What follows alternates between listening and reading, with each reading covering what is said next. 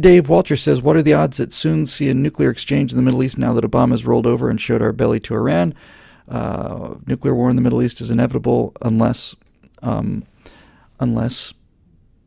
is prevented, from getting this bomb. And the reason is not exclusively because Iran. The reason is if Iran gets a bomb, then every other nation in the Middle East will feel like they need to have a bomb. The Saudis will have to have a bomb, and the Syrians will have to have a bomb, and the Jordanians will have to have a bomb, and everybody else will have to have a bomb. And so once you have everybody armed with nuclear weapons, then people who are fighting with each other all the time will start fighting with each other with nuclear weapons. I think the chance of it is very good. You have to take people at their word. You have to assume that they mean what they say.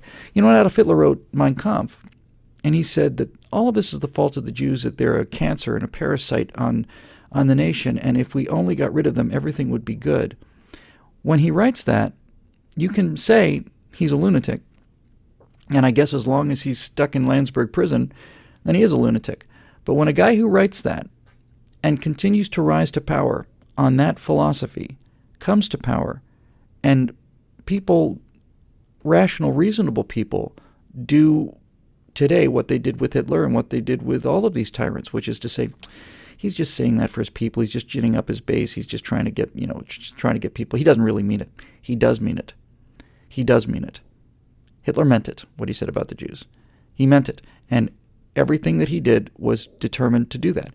And so when you hear the Iranians say that Israel is a one-bomb state and that they need to be pushed into the ocean and that they are, without question, a religious theocracy that was predicated on this idea of radical Islam and the 13th Imam and the appearance of the 13th Imam and the result of the end of the world and so on. And when you have them openly say, when you have the Iranian government officials openly say things like there are 1.5 billion Muslims in the world and there are only I don't know what the number is, 20 million Jews, 7 million Jews. I don't even know what the number is in Israel. I should know that number. I thought it was one of those two. Israel's a one-bomb state. Okay, so we bomb Israel, and Israel bombs us, and they got more bombs than we do, and they'll hurt us, but we'll kill them, and then they'll be gone, and then the Imam will come out of the well. That sounds like crazy talk, and maybe it is crazy talk, but you don't know whether those people are going to act on it or not, so you have to assume that they believe what they say they believe, just as you have to assume that Hitler believes what he says he believes, and that Lenin believes what he says he believes, and Stalin believes what he says he believes. I take these people at their word. I don't pretend to think that I'm smarter. I'm so smart that I can see inside their souls and tell you, no, they're not really serious. They're just kidding. So, yeah, I don't feel good about it at all. I skip over a little here and see if we can get out of here in the next 7 or 8 minutes or so. Nikki Sylvie says, how do you feel about Dune? You never mention it in your sci-fi diatribes. I love Dune. I thought Dune was terrific. I didn't read any of the other books. They seemed a little, the Children of Dune and all these other things seemed a little bit like, I guess I got the point. I'm sure they're excellent, mind you, don't get me wrong. Dune is a brilliant book. Dune is so brilliant that I guess maybe I just didn't think of it because it just seems like so much a part of the pop culture. The real genius about Dune, of course, I remember reading Dune when I was probably in my 20s, and that's the first time I ever heard words like, Arab words like muad'dib and jihad and all this other stuff, and Freeman and the central premise of Dune is that you have one planet where the environment is so hostile and so deadly. Arrakis, rather, I should say. Dune is so deadly that the people who survive there are, in fact, the toughest fighters in the world.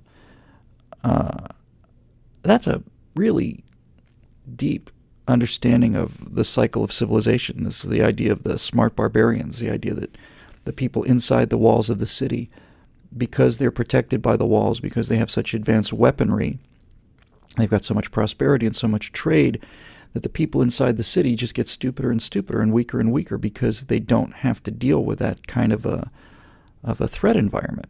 And so the cycle of civilization seems to be that civilizations arise through the cooperation hard, tough, dedicated people. And then over generations, the life of leisure that dedication and that sense of defense and skill provides leads them to becoming softer and softer and softer, further and further removed from the wolf that's always at the door. And then, in time, they become so weak and so stupid and so gullible, coming back to Iran.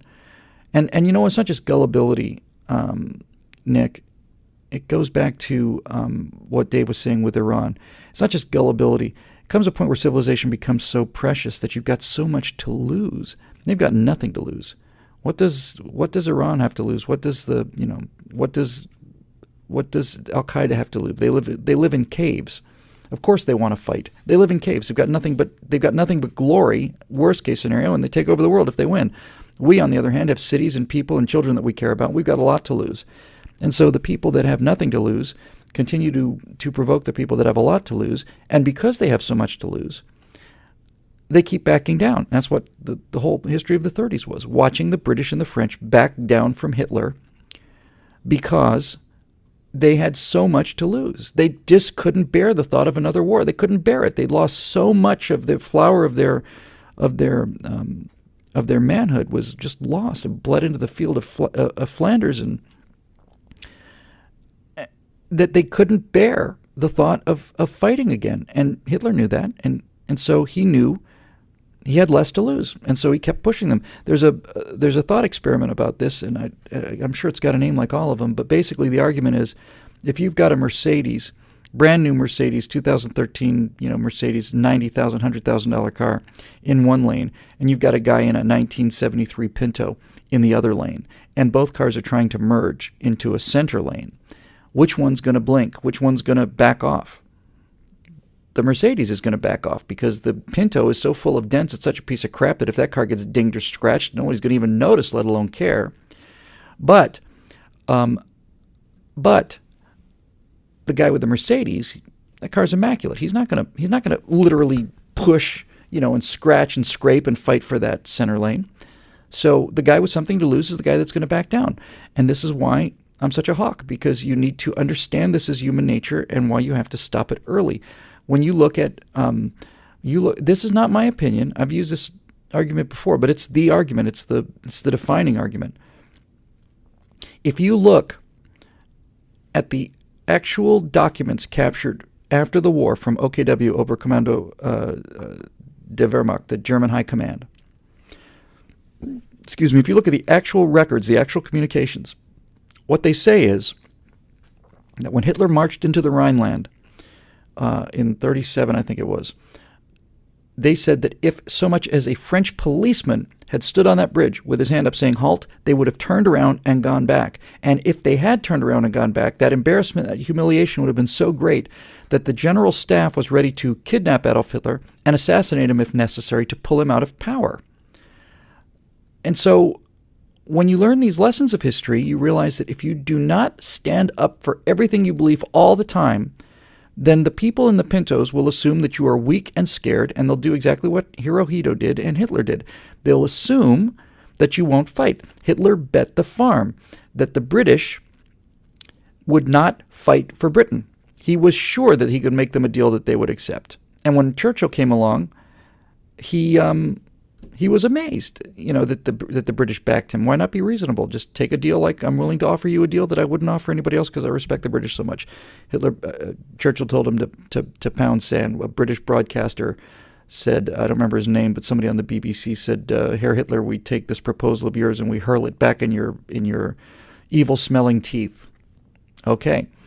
The Japanese assumed that we wouldn't fight for the Pacific. They assumed that if they destroyed the fleet at Pearl Harbor, that we would retreat to the west coast of America, that we might have a gentleman's agreement about Hawaii, but the Americans would never go into the deep southern Pacific to fight for islands that they know nothing about. Americans are weak and fat and lazy and stupid, and they like their cars and they like their luxuries, and they're not hard, tough, mean people. We'll sink their fleet and we'll make them a deal.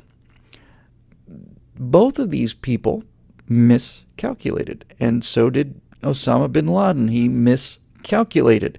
He doesn't know we're avocados, right? We're soft on the outside, we're hard on the inside. They think we're coconuts. They think we're hard on the outside and soft on the inside. They don't realize that when you do this kind of thing to America, you develop I think it's a genetic response in Americans, this sense of, okay, you have my attention now. Arizona just blew up in Pearl Harbor. You have my attention. World Trade Center just came crashing down. Yeah, now you have our attention. You didn't have our attention before, but you have our attention now. And the final thing I'll say on this is, I guess this was starting with Dune, was the idea that tough people. Look, I don't want to be in a tough society. I don't want to live among the freemen out in Arrakis. I like civilization. I like music and poetry and science and philosophy and all these things. But the reason I'm a hawk is because I understand how tempting this is to barbarians, so tempting it is for them to see it. And so you have to maintain the sense of deterrence, and deterrence is maintained by being serious about responding. And if they don't believe you're going to respond, it's not a deterrent. So when you start backing down and making deals and allowing them to pull what's an obvious con here, and well, that's a reasonable effort on their part, no. Go in there and bomb some stuff. That'll get their attention. It's like, no, we know what you're trying to do. We know what you're doing. We're not idiots. We're not children. You want to have this argument, same argument you want to have with Michael Jackson. When Michael Jackson says, I've never had any plastic surgery on my face ever, except I had a little bit of work done on my nose so I could breathe a little better. Michael, don't lie to me to my face. When he says, these 3 kids are my biological children, these blonde-haired, blue-eyed children are Michael Jackson's biological descendants. Don't lie to me. I'm not a child. I'm not an idiot. But there are people that do buy these lies, and right now they're named John Kerry and Hillary Clinton, but it hasn't always been them.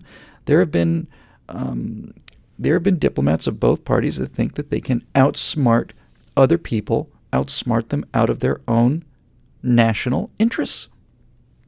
It's the height of arrogance, in my opinion. It really is. So, yeah, you don't mess with the Fremen. But to go back to the Dune analogy, Paul Muad'Dib overcomes the galaxy, becomes the emperor of the galaxy, because he harnesses the fierceness and the dedication and the resolve of the Fremen, who are essentially barbarians in a very brutal place. But if the existing emperor had understood the nature of the threat and amassed the full force of the empire, and instead of going down there and doing ground combat, it just basically brought everything he had to bear on this, then there wouldn't be any Freemen anymore. You got to mow the grass. You got to just keep going out there and mowing the grass. And that's why this anti-terrorism, rather than nation-building strategy, may be the way to go in a place like Afghanistan, because there is no nation of Afghanistan. It's a series of tribes. You can't build a nation out of where there wasn't a nation. The play in Iraq seemed to work. You had a structure, you had a society. And after a really bad couple years of occupation, we changed our strategy and changed our perception, went in all the way to show them that we're serious about winning. And now Iraq went from being the most dangerous regime and the most unstabilizing regime in the nation to being one of the 2 places in the Middle East where, Arabs can vote in more or less free or fair election. The other one is Israel. But Afghanistan's different. You may just need to go over there and mow the grass. You guys want to do what you want to do over there? Fine. Terrific. Knock yourselves out. We start seeing terror cells from Al-Qaeda. We're going to come in and we're going to destroy them. Then we're going to go back home again. We're not going to lose any more guys on the ground, or if we do, it'll be special forces raids. We're not here to build you a new nation. We're just here to make sure that this threat to us does not metastasize and grow. I don't particularly like that strategy, but in a world where you are stuck with no good choices and nothing but bad choices, that may be the least bad choice. It's a tough one. No, but Dune, and I don't know if I said this out loud earlier, Nick, but Dune was the first place where I ever heard Arabic terms as used in a combat setting. And Frank Herbert understood the Arab mind very, very well, understood the fact that they are the Pintos, that they have nothing to lose, that's been their history here on Earth, that the history of the Arabs on Earth as a primarily with the Bedouins as a nomadic people. Nomadic people don't have as much to lose. By definition, everything they have to pack up and move. That's the definition of a nomad. So nomadic people don't have a lot to lose in terms of material property. They will always want to stare down contest against people that have golden palaces, if it just comes down to who's got the most will and who's got the most persistence. But civilization has powers reserved to civilization, the powers of science, the powers of cooperation, the powers of trade and affluence, and these are overwhelming powers, and that's why barbarians always have to have an insurgent, non-symmetrical policy to defeat civilizations. And the way that they defeat civilizations, the first step in a nomadic tribe defeating a civilization is to set up a system where the civilization no longer believes that the civilization is worth defending. When the civilization believes that they're in the wrong, then the barbarians have a real chance. And I'll give you 3 examples. America in 2013 has been inculcated for 40 years now to despise itself, to despise its own history, to despise its past, to despise its cultural impact, to despise its impact on the planet. So not only do we kill all the brown and black people in the world, we also destroy the planet. So that self-hatred is built into 21st century Americans. And the younger you are, the more hatred you have for yourself as a culture and for yourself as a human being. Humans are going to kill the earth. There's one example where the left progressives have allied themselves. The progressive left have the ideas, you see, and the Islamicists are not afraid to get their hands bloody. And these two parties have understood that the only thing stopping them is free people and a free market.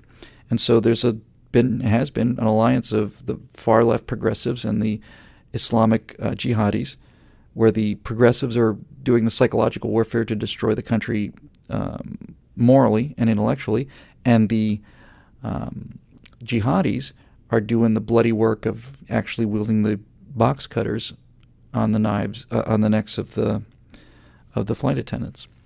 And each party thinks that they're going to outsmart the other. Once the real threat, that's us, is defeated, and America goes down and capitalism goes down, and those guys who sign on the dotted line of their own free will with the M4s and the digital combat fatigues that go over there and destroy these people at a 70 or 81 kill ratio in their own backyards, once those people are gone, our soldiers no longer have anything to believe in. Then the left thinks that they'll outsmart these jihadis somehow.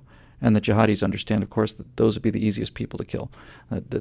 Once the part of America that supplies the United States Marine Corps and the Army and Rangers, Special Forces, Air Force, Navy, Marines, and Coast Guard, once that part of America is destroyed, the jihadis understand that killing the progressives with their Chardonnays sitting in their hot tubs is going to be not only easy but fun. So some people can see these obvious truths and other people can't.